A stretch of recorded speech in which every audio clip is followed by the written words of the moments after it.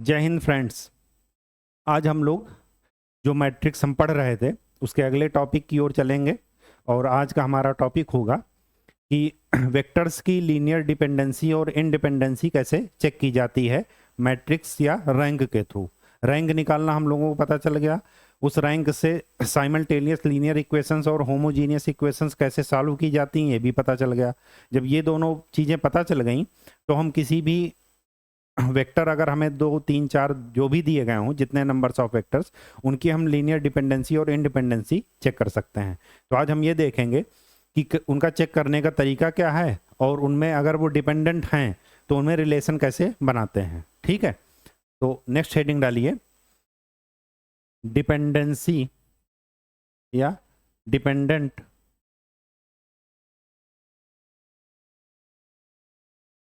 और independent vectors.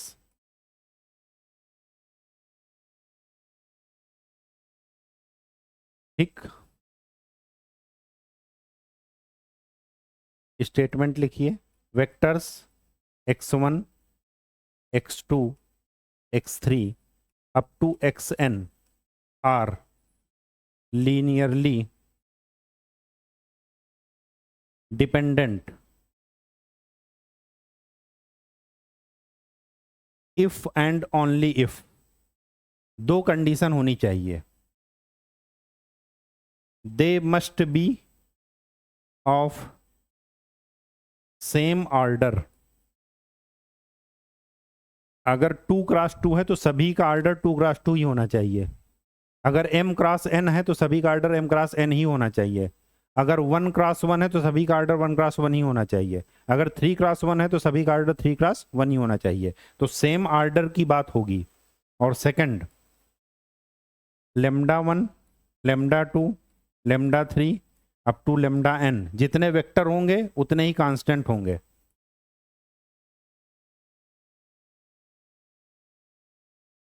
Are constants such that, ये constant की वैल्यू कुछ ऐसी होगी कि lambda 1 x1 plus lambda 2 x2 plus lambda n xn is equal to 0। जहां पर कंडीशन ये है कि lambda 1 lambda 2 lambda 3 up to lambda n are not 0 simultaneously. इसका क्या मतलब है कि इनमें से कोई एक या दो तो जीरो हो सकता है, लेकिन सब के सब एक साथ जीरो नहीं हो सकते। अगर ये दो कंडीशन फुलफिल हो रही है तो ऐसे वेक्टर्स को बोलते हैं डिपेंडेंट वेक्टर्स। ठीक, और अगर ये कंडीशन फुलफिल नहीं हो रही है तो ऐसे वेक्टर्स को बोलेंगे इंडिपेंडेंट वेक्टर्स। अब देखिए ये स्टेटमेंट लिख करके खाली कंफ्यूजन क्रिएट होगा और कुछ नहीं होगा। ठीक है, एक सिंपल भाषा में हम समझते हैं। सिंपल भाषा में ये है कि हमने रैंक पढ़ लिया है और रैंक को निकालने का तरीका भी जान लिया है।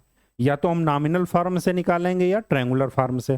ट्रायंगुलर फॉर्म सबसे सिंपल होती है कि आपको क्या करना है, अपर ट्रायंगुलर मैट्रिक्स बना देना है और फिर उसमें देख लेना है कि number of non zero rows या number of non zero column में से जिनके नंबर्स कम होंगे वही उसकी रैंक होगी। इतना हम निकाल चुके हैं। इसी रैंक का इस्तेमाल करके हमने लीनियर इक्वेशंस को सॉल्व करने का तरीका समझा। अगर साइमल्टेनियस लीनियर इक्वेशन की बात करें तो ऑगमेंटेड मैट्रिक्स की जो रैंक होती है, अगर वो मैट्रिक्स ए के बराबर आ जाती है और वो रैंक नंबर ऑफ अननोन्स के बराबर आ जाती है तो ऐसे लीनियर इक्वेशंस को बोलेंगे कि कंसिस्टेंट विद यूनिक सोल्यूशन, मतलब उसका केवल और केवल एक सोल्यूशन होगा। लेकिन अगर वही रैंक इक्वल तो है लेकिन less than number of unknowns है तो वो क्या होता है, इनफाइनाइट सोल्यूशन उसके होंगे। तो सिमिलरली रैंक से ही हम डिपेंडेंसी और इंडिपेंडेंसी भी चेक कर सकते हैं। कैसे, तो याद रखिए, अगर rank of A is equal to number of unknowns, ये वही है जिसको आप होमोजीनियस इक्वेशन का सॉल्यूशन बोलते थे। और मैंने बताया था कि ऐसी इक्वेशंस का सॉल्यूशन हमेशा एग्जिस्ट करेगा, कुछ ना करेगा तो ट्रिवियल सॉल्यूशन तो होगा ही होगा, मतलब x is equal to 0, y is equal to 0 and z is equal to 0, ये होंगे ही होंगे। लेकिन हमें लीनियर इंडिपेंडेंसी के लिए तीनों एक साथ 0 नहीं होने चाहिए, मतलब नॉन ट्रिवियल सॉल्यूशन एग्जिस्ट करना चाहिए। तो अगर rank of A is equal to number of unknowns है, then vectors are linearly independent. तो वेक्टर्स क्या होंगे, एक दूसरे पर डिपेंड नहीं करेंगे। अगर rank of A is less than number of unknowns,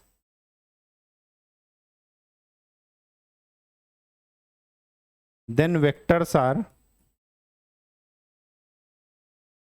linearly dependent. तो ऐसे वेक्टर एक दूसरे पर डिपेंड करेंगे, और जब डिपेंड करेंगे तो उनका हम सोल्यूशन निकालेंगे कि कैसे वो आपस में डिपेंड कर रहे हैं, मतलब उनके बीच में रिलेशन क्या है। ठीक, चलिए तो इस पर क्वेश्चन देख लेते हैं। रैंक से करेंगे तो आसान बात हो जाएगी, क्योंकि जो है रैंक अभी हम पढ़े हैं और रैंक से ही हमें सॉल्यूशन इजीली मिल जाएगा। ठीक, ये क्वेश्चन है, हमें 4 वेक्टर्स दिए गए हैं x1, x2, x3 and x4, और हमें ये चेक करना है कि लीनियरली डिपेंडेंट हैं या नहीं हैं, मतलब ये लीनियरली डिपेंड कर रहे हैं एक दूसरे से या इंडिपेंडेंट हैं। ठीक है, तो हम सबसे पहले क्या निकालते हैं, इनकी रैंक। तो पहले लिख लेते हैं lambda x1 plus lambda x2 plus lambda x3 plus lambda x4, ये 0 होगा कब, if they are linearly dependent. D oblique P का मतलब लीनियरली डिपेंडेंट। ठीक, आप लोग पूरा लिखिएगा, शॉर्टकट मत लिखिएगा। यहां पर हम x1, x2, x3 की वैल्यू रख देते हैं, तो 1, 2, 4, लेमडा 2 हो जाएगा 2 माइनस 1 3, लेमडा 3 हो जाएगा 0 1 2, और लेमडा 4 हो जाएगा -3 7 2। इक्वेशंस अगर मैं बनाऊं तो lambda 1 plus 2 lambda 2 plus 0 lambda 3 -3 lambda 4 is equal to 0। Equation first. Second equation बनेगी तो 2 lambda 1 minus lambda 2 plus lambda 3 plus 7 lambda 4 is equal to 0। ये क्या हो जाएगा, 4 lambda 1 plus 3 lambda 2 plus 2 lambda 3 plus 2 lambda 4 is equal to 0। ठीक,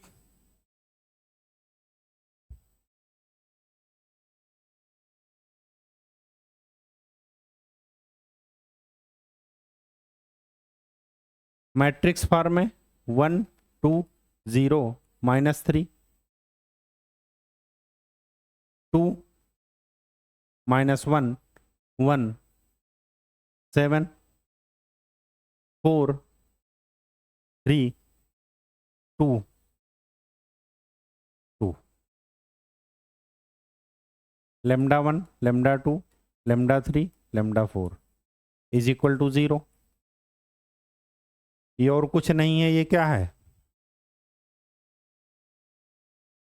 homogeneous linear equation. Homogeneous linear equation कुछ ऐसे होती है। ठीक, आपको एक शॉर्टकट तरीका और बता रहा है। देखिए यहां पर ऑर्डर क्या है मैट्रिक्स का, 3/4, तो इसकी रैंक क्या हो सकती है, मैक्सिमम 3 हो सकती है, उससे ज़्यादा नहीं हो सकती। और अननोन कितने हैं, 4। और हमने पढ़ा है कि जब rank of A is less than number of unknown हो, तो ऐसे वेक्टर्स लीनियरली डिपेंडेंट होते ही होते हैं, ये कंफर्म है। ठीक, बस हमें ये देखना है कि वो आपस में कैसे डिपेंड कर रहे हैं, किस रिलेशन के साथ आपस में डिपेंड कर रहे हैं। ठीक, तो उसके लिए वही चीज ट्रायंगुलराइजेशन मेथड अप्लाई कीजिए। तो R2 को क्या लिख देते हैं, R2 माइनस 2R1, और R3 को लिख देते हैं R3 माइनस 4R1। तो हमारा मैट्रिक्स क्या बनेगा, 1 2 0 3 माइनस 3, ये हो जाएगा 0, -1 -4 -5 1, और 7 + 6 13, ये क्या हो जाएगा 0, 3 - 8 -5 2, और 2 + 12 14, λ1 λ2 λ3 λ4।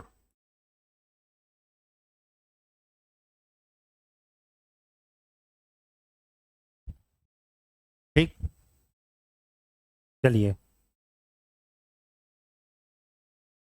एक और 0 बन जाएगा ये वाला,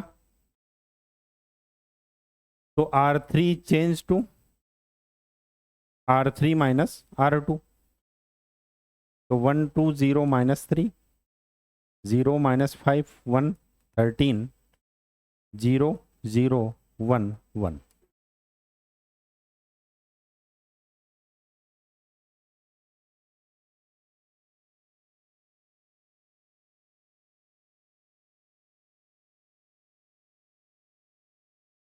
और कुछ बनेगा 0, और बन जाएगा 0? नहीं, क्यों ऐसा, अगर मैं इसको 0 बनाता हूं तो फिर ये नॉन 0 बन जाएगा, तो हमारे बनाने का कोई फायदा नहीं है। अब हम डायरेक्ट इसको ओपन कर देते हैं इक्वेशन। जब डायरेक्ट ओपन करेंगे तो क्या लिखेंगे, λ1 + 2 λ2 - 3 λ4 is equal to 0, -5 λ2 + λ3 + 13 λ4 is equal to 0। फिर लिखेंगे λ3 + λ4 is equal to 0।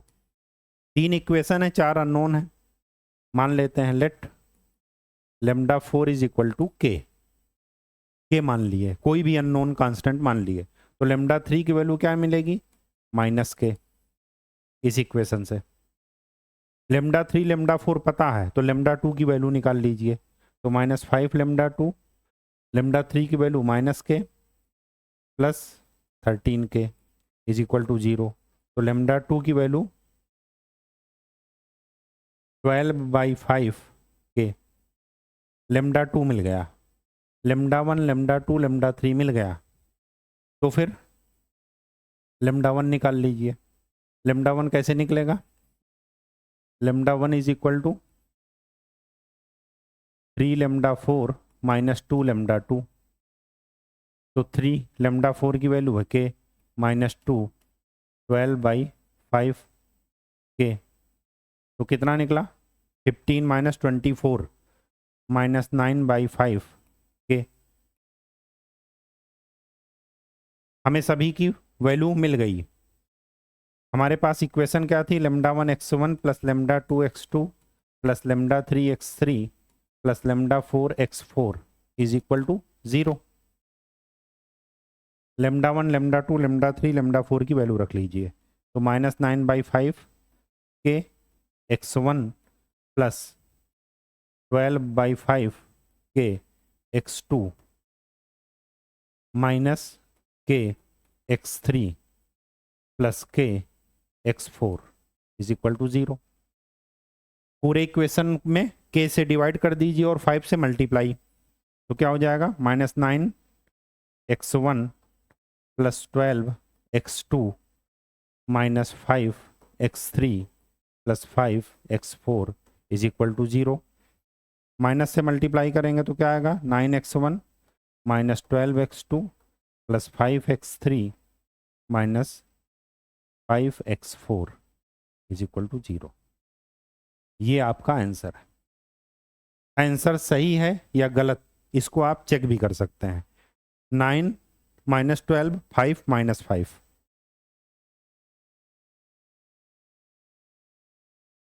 Nine minus 12, 5 minus 5। यहाँ पर आइए,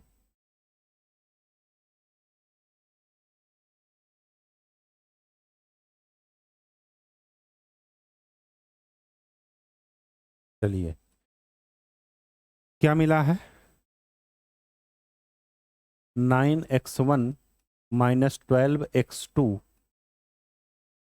plus 5x3 minus 5x4 is equal to 0। यही है, ठीक। अब बारी बारी से इसमें x1 x2 x3 की वैल्यू रखते जाइए। अगर आपने फर्स्ट नंबर लिखा तो सभी का फर्स्ट लिखते जाइए और देखिए 0 मिल रहा है। अगर 0 मिल रहा है इसका मतलब कि हमारा रिलेशन सही है। तो 9 minus 12 into 2 plus 5 into 0 minus 5 into minus 3। तो 9 माइनस 24 प्लस 15, 0 मिल रहा है इसका मतलब सही है। सेकंड चेक कीजिए, तो 9 into 2 minus 12 into minus 1, 5 into 1 minus 5 into 7, ये भी 0 मिलना चाहिए। देखिए 18 प्लस 12 प्लस 5 माइनस 35, और ये आपको 0 मिलेगा। थर्ड चेक कीजिए, 4, तो 9 into 4 minus 12 into 3 plus 5 into 2 minus 5 into 2, ये 0 ये 0 ये 0 0। इसका मतलब कि हमारा आंसर सही है। बात समझ में आ गई। ये और कुछ नहीं है, ये होमोजीनियस इक्वेशन को सॉल्व करने का एप्लीकेशन है बस। डिपेंडेंसी का और इंडिपेंडेंसी का एक इसको नाम दे दिए हैं, और ये कुछ नहीं है। ठीक है, चलिए अगले क्वेश्चन में चलते हैं। लिखा है कि is the system of vector are linearly dependent और नॉट। हमें ये चेक करना है कि ये जो सिस्टम दिया गया है ये लीनियरली डिपेंडेंट है या नहीं। तो वही तरीका है, lambda 1 x1 plus lambda 2 x2 plus lambda 3 x3 is equal to 0। अगर ऐसा रिलेशन मिल जाता है तो लीनियरली डिपेंडेंट हैं। लेकिन इसमें कंडीशन यही है कि ये सभी एक साथ 0 नहीं होने चाहिए। अगर सभी एक साथ 0 हो गए इसका मतलब कि ये इंडिपेंडेंट है।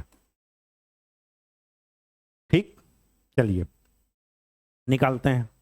तो लेमडा 1 x1 उसका ट्रांसपोज है, तो ट्रांसपोज लिख दीजिए 1 3 1।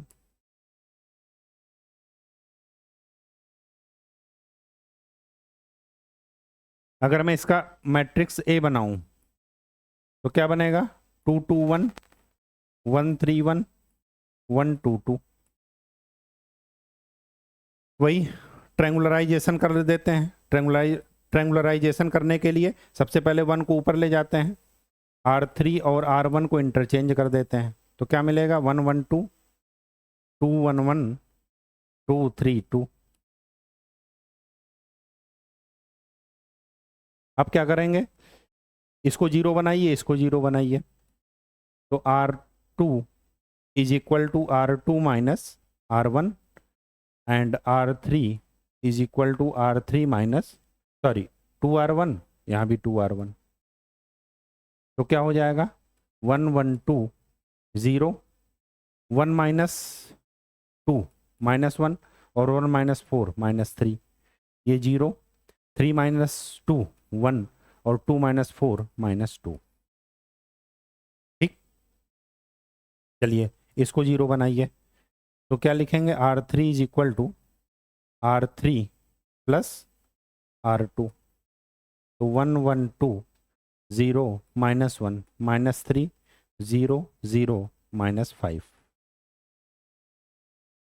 ये आपका ट्रायंगुलर मैट्रिक्स बन गया। और यहां से क्या शो हो रहा कि rank of A is equal to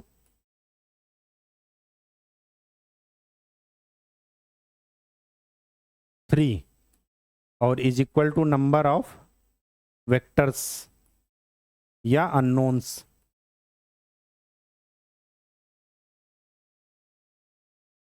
ठीक है, उसी के इक्वल है। यहां पर हमारे पास कितने हैं, लेमडा 1 लेमडा 2 लेमडा 3 3, और यहां पर भी 3 है। और जब ऐसा इक्वल हो जाए then vectors are linearly independent, वो आपस में डिपेंड नहीं कर रहे हैं। यही आपका आंसर है। अगर आप इसकी value 1 1 2 0 -1 -3 0 0 -5 into lambda 1 lambda 2 lambda 3 is equal to 0 निकालेंगे तो सभी की वैल्यू अपने आप 0 आएगी, लेमडा 1 लेमडा 2 लेमडा 3। तो अगर सारे एक साथ 0 हो जाएं तब भी लीनियरली इंडिपेंडेंट। और यहाँ से भी देख सकते हैं अगर rank is equal to number of unknowns या नंबर ऑफ वेक्टर्स के इक्वल हो जाए तब भी क्या हो जाता है, लीनियरली इंडिपेंडेंट। इसका क्या मतलब है कि ये वेक्टर्स लीनियरली इंडिपेंडेंट हैं, एक दूसरे पर डिपेंड नहीं करते। ये सारे टॉपिक्स आप रिवाइज कर लीजिएगा। आज के लिए इतना ही। अब हम मैट्रिक्स के नए फेज में एंटर करेंगे अगले लेक्चर से, जो कि होगा हमारा कैले हैमिल्टन थ्योरम। बहुत ही इंपॉर्टेंट है, गेट के लिए भी, इंजीनियरिंग सर्विसेज के लिए भी, आपका कोई अगर सेमेस्टर एग्जाम हो उसके लिए भी। ठीक है, अधिकतर उससे क्वेश्चन पूछे जाते हैं, रैंक से भी क्वेश्चन पूछे जाते हैं, इनवर्स से भी क्वेश्चन पूछे जाते हैं। ये सब करने का आपको तरीका आना चाहिए। ठीक है, तो खूब मेहनत करते रहिए, प्रैक्टिस करते रहिए। अगर कोई डाउट हो तो पूछते रहिए, कमेंट सेक्शन में पूछते रहिए, मेल आपको दी गई है, मेल से पूछते रहिए। ठीक है, धन्यवाद।